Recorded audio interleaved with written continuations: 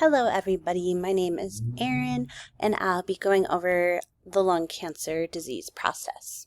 So Bodine in 2022 stated that lung inflammation and genetic mutations can contribute to the development of lung cancer.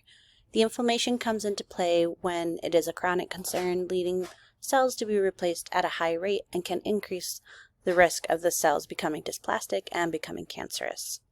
The genetic mutations are referring to mutations that may lower the body's ability to detect and kill off cancerous cells, which Bodine in 2022 stated is most commonly the inactivation of two tumor suppressors.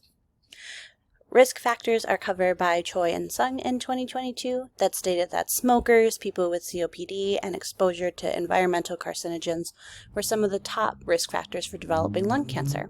This is related to that chronic inflammation discussed previously. And then they also stated that family history of lung cancer can predispose a patient to a higher risk of developing cancer, more than likely related to that genetic mutation factor discussed earlier.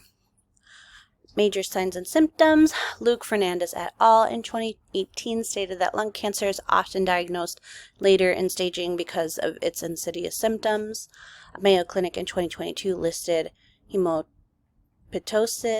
a new cough that does not resolve, and a shortness of breath. These are symptoms that occur because the dysplastic cells that have replaced the normal lung tissue are inadequate and do not function as well as the cells that are typically there.